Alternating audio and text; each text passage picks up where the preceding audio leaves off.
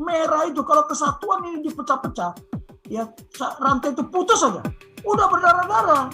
Tapi paham nggak anak bangsa ini, kadun-kadun itu paham nggak? Setiap saat, bagaimana kita disiplin, punya disiplin nasional, bahwa tidak ada ideologi lain. Satu-satunya ideologi di negara kesatuan Republik Indonesia, di bumi persada tanah air Indonesia, adalah Pancasila. Ketua KPK nggak tahu, yang ngetes juga nggak tahu. Saya yakin kok. Saya kenapa? Karena saya sudah ngetes di hadapan 100 orang. Siswa SKT itu tiap tahun tuh 100 orang. Saya tanya nggak ada yang ngerti. Bagaimana nilai-nilai Pancasila itu tertuang di dalam setiap program, tertuang di dalam strategi. Justru ini yang ditakuti sama musuh. Kenapa? Karena nilai-nilai Pancasila itu karunia Tuhan.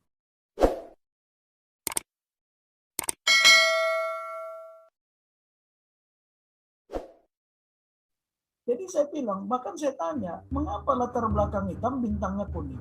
Mengapa pohon beringin itu hijau tapi latar belakangnya putih?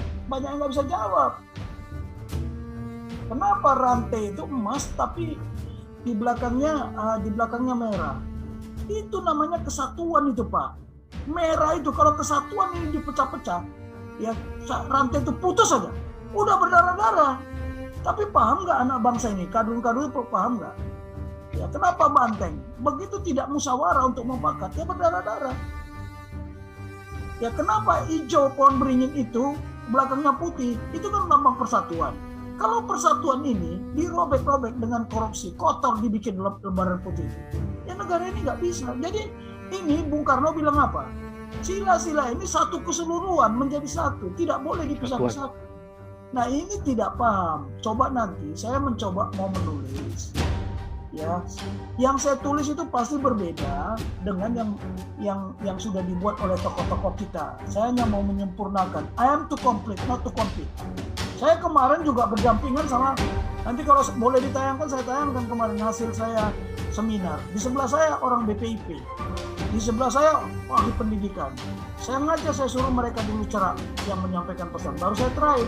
Saya takut kalau saya ngomong duluan, sudah nggak ada artinya mereka ngomong. Bukti mereka nggak bicara literasi. Kalau saya tidak, bagaimana terimplementasi? Bagaimana terimplementasi? Bukan hanya dalam keadaan apa? Dalam keadaan kumpul-kumpul. Enggak, setiap saat. Bagaimana kita disiplin, punya disiplin nasional, bahwa tidak ada ideologi lain. Satu-satunya ideologi di negara kesatuan Republik Indonesia, di bumi persada tanah air Indonesia, adalah Pancasila.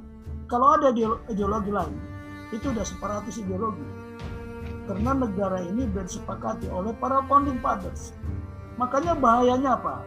Dengan adanya transnasional ideologi ini, kita bisa pecah. Pecah. Nah itu tadi, rantai itu putus. Nah ini kan nggak ada satupun yang mau ngomong. Nggak ada satu bicara. Jadi saya nggak pernah, Pak, maaf, saya sebagai dosen, ya tidak boleh bilang NKRI harga mati. Apalagi kalau pasukan saya, langsung. Nggak boleh. Jangan kalian hargai mati beneran nanti. Nah itu tadi, karena mulut kita berkuasa. Ketika mulut kita, itu kan Tuhan yang ngomong, bahwa mulut kita itu berkuasa. Ketika kita ngomong seperti itu, ya celaka. Oke, coba sebentar, nanti tayang ke belakang nanti. Coba, nah ini, itu masalahnya Pak Sustrianto. Oke, baik. Oke, lanjut.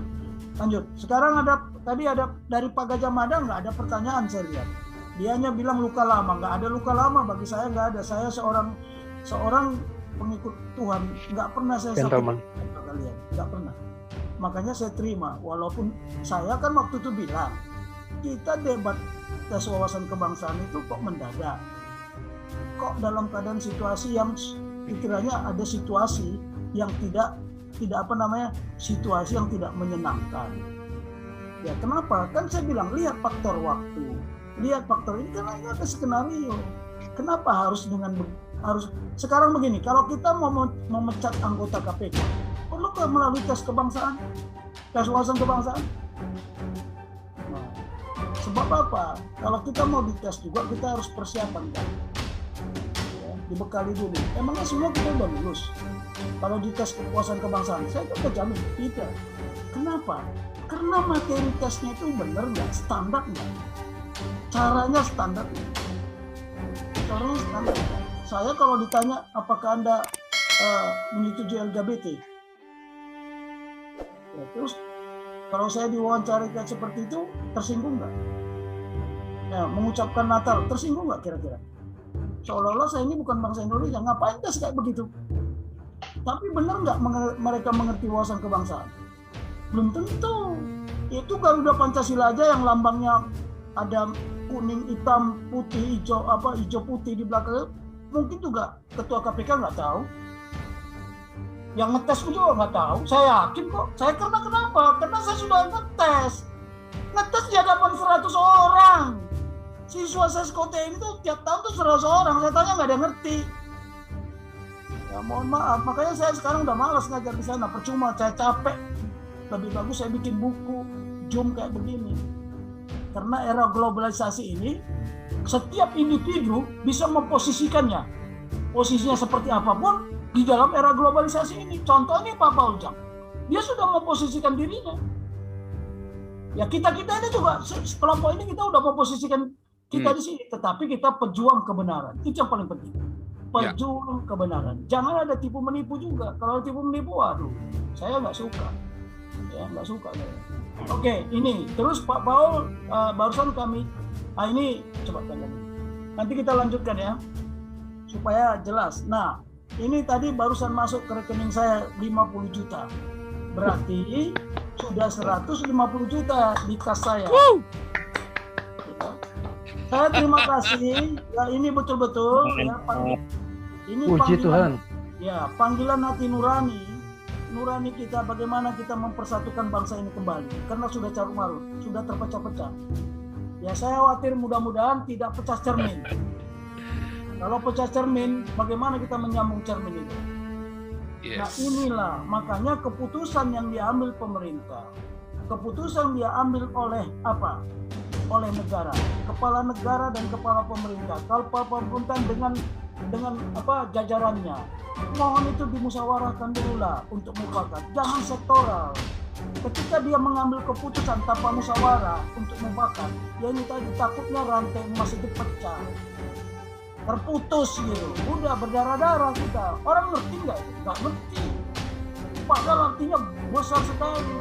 Kenapa emas? Kesatuan kita itu mulia, tidak bercampur-campur gitu loh. Nah ini saya dulu mengkaji, saya selalu bicara mengapa kok kita bintangnya kuning tapi belakangnya hitam, kenapa tidak seperti Cina, merah, kenapa nggak merah semua, tapi ada yang putih lagi, padi kapas ada putih, ya terus pohon beringin hijau, putih belakangnya, waduh ini katanya lambang persatuan. Nah, oh artinya apa, saya ngerti, jangan kotori. Kalau kita kotori persatuan itu dengan korupsi, dengan macam-macam ideologi, selesai bangsa ini. Makanya Hari Kesaktian Pancasila, mudah-mudahan bukan apa ya, saya berusaha semaksimal mungkin. September itu sudah didistribusi. Jadi 1 bulan itu pendistribusian. Ya kemana yang harus distribusi, nanti kita minta daftar namanya. Karena yang menyumbang, saya donatur dulu lah, ya kemudian sekolah. Ya kemarin saya ceramah di situ kaget mereka. Kenapa? BPIP sekarang lagi bekerja keras bikin apa? Indikator. Wah, implementasi apa pedoman penghayatan Pancasila. Aduh indikator. Jadi kalau indikator itu siapa yang bukan Pancasila, siapa yang Pancasilais.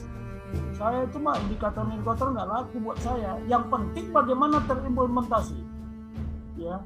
Terimplementasi di dalam apa? Program kerja, strategi, operasional sampai implementasi di tingkat apa? Di tingkat lurah gitu loh.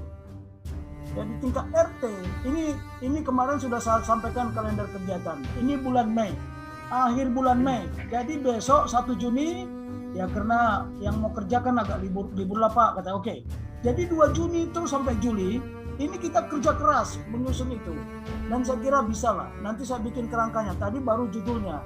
Nanti kerangkanya apa yang diisi. Kalau perlu, ini mohon maaf, saya akan menyodorkan ke Pak Trisno mencoretkan kata apa dan pesan. Ya beberapa pejabat lah. yang betul-betul masih Pancasilais. Ya, nanti akan beberapa kita pilih lah ya, ya, yang Pancasilais. Karena buku itu biar menjadi apa? Menjadi gambaran. Tapi nanti kan saya bilang kita akan paparan kan ada konsep paparan apa yang makna dan substansi yang ada di buku itu, sehingga bangsa ini merasa iya ya, kenapa selama ini kita tidak punya inovasi, kreativitas, bagaimana nilai-nilai Pancasila itu tertuang di dalam setiap program, tertuang di dalam strategi. Justru ini yang ditakuti sama musuh. Kenapa? Karena nilai-nilai Pancasila itu karunia Tuhan. Di situ saya kira semua tahu kok. Saya dulu waktu di Inggris, waktu saya latihan jadi sekolah bagaimana menjadi guru dan pelatih, itu Pancasila saya tayangkan, terkaget-kaget dia. You united, I am united. Nah itu bedanya. United itu kesatuan. Kita bukan united. Nah united itu bisa pecah. Kalau unity harusnya nggak boleh. Karena itu tadi simbol rantai ini. Tetapi ini nggak pernah disampaikan. Kenapa? Coba tayangkan dulu berikutnya. Karena tadi saya bilang Pancasila belum dilakukan. Terus bawahnya lagi. Pancasila itu belum diimplementasikan sebagai pusat kekuatan strategik. Terus ke bawah lagi. Nah ini contoh. Ini jujur aja ya. Ini harusnya Pancasila itu the way of life, sikap hidup kita, strategic vision. Memang susah merumuskan keadilan sosial bagi seluruh Indonesia. Yaitu bangsa Indonesia yang apa? Adil makmur, tata tentram kertara harja, gemah limpah rozinawi. Itu sila kelima. Itu strategi vision. Nah, tetapi untuk mendapatkan keadilan sosial ini pasti ada ancaman, pasti ada gangguan, pasti ada hambatan, pasti ada tantangan. Itulah vision. Kalau sudut pandang, itu mah fungsi mata, Pak. Tapi kalau vision itu fungsi dari hati nurani. Kita tahu tidak ada negara yang tidak menghadapi ancaman, tidak ada negara yang tidak menghadapi gangguan, tidak ada yang tidak menghadapi hambatan dan tantangan. Sudah pasti. Tapi bagaimana beyond? Kita harus bisa melampaui hambatan-hambatan tadi, ancaman-ancaman itu. Caranya gimana? Ya kerakyatan yang dipimpin oleh hikmat kebijaksanaan dalam permusyawaratan perkalian. Tapi kalau tadi rekan kita bilang itu sudah nggak musyawarah mufakat, ya sudah berubah memang. Siapa yang merubah? Ya ketika reformasi. Ketika reformasi, permusyawaratan perwakilan dirubah menjadi voting. Ketika saya sekolah di Amerika di Monterey, ya California, itu sekolah para jenderal. Saya sampaikan, demokrasi yang Anda gelorakan, yang Anda paksakan ke negara-negara Asia, semua negara Asia berantakan sekali. Semua negara berantakan. Terus saya bilang sama Amerika, kenapa Singapura tidak demokrasi, kalian tidak kalian hancurkan? Why? Di situ ada jenderal Singapura, karena sekolah itu para jenderal semua yang sekolah. Kenapa? Lihat Pakistan, lihat Filipina, lihat semua. Bahkan Singapura bilang, Lee Kuan Yew ngomong apa? Saya tidak percaya demokrasi akan membuat negara saya sejahtera, rakyat sejahtera. Nggak ada. I don't believe democracy will bring my people welfare. Singapura diam aja di situ dua jenderalnya. Ya, diam. Saya tanya Pakistan, how about you? How about Thailand? Thailand lain lagi, kami kan monarki. Beda lagi. Jadi sekarang, kemarin juga saya paparkan, apakah karena bentuk negara rakyatnya sejahtera? Bukan, semangat itu. Sekarang itu cara yang ditempuh. Kekuatannya di mana? Yaitu tadi semangat persatuan Indonesia. Sila ketiga yang berdasarkan apa? Ketuhanan yang Maha Esa dan kemanusiaan yang adil dan beradab, bukan berdasarkan kesetanan. Bukan berdasarkan kesetanan atau semangat persatean, ya bukan persatuan itu, persatean. Nah yang begini-begini ini tidak diwaspadai. Ini saya coba kemas karena di buku manapun di Pancasila yang ada di Indonesia ini persatean yang sebenarnya bukan semangat persatean. Ya berdasarkan keuangan yang Maha Esa, persatuan berdasarkan keuangan yang Maha Esa. Ada kelompok KKN. Kalau saya bilang KKN itu ya kolusi, nepotisme, sama korupsi ya udah pasti enggak. Korupsi. Nah, ya tapi kalau umpamanya kolusi, Ya ini menjadi tanda-tanya. Dulu pun saya dengan Panglima selalu tanya. Beliau menyampaikan begini, pendekatan ke saya adalah pendekatan profesional, pendekatan karakter dan kompetensi. Makanya perintah itu saya pegang terus. Sampai beliau meninggal pun kemarin, saya pegang terus. Tapi perpisahan, sebelum dia meninggal saya nggak sempat ketemu, walaupun saya sudah diundang ke rumah. Tapi itulah ya, ini coba lanjut. Nah ini belum pernah dijabarkan bagaimana keadilan sosial di setiap institusi, di setiap apa, ini belum.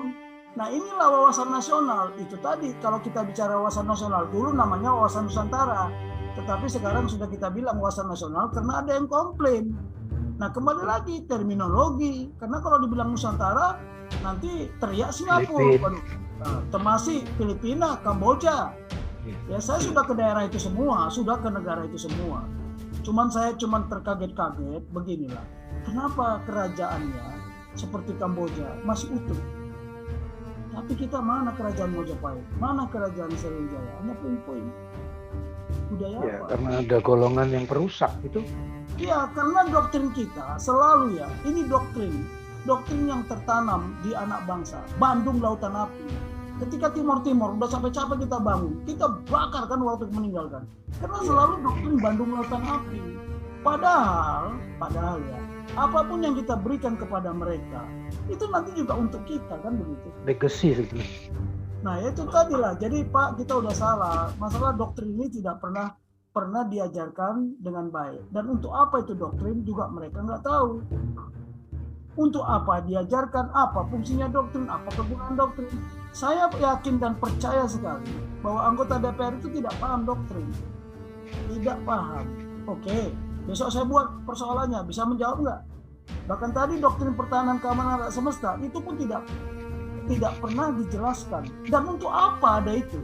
Sebenarnya doktrin itu adalah ajaran yang berisi prinsip-prinsip ajas-ajas yang sudah diyakini kebenarannya, sudah teruji dengan tinta darah.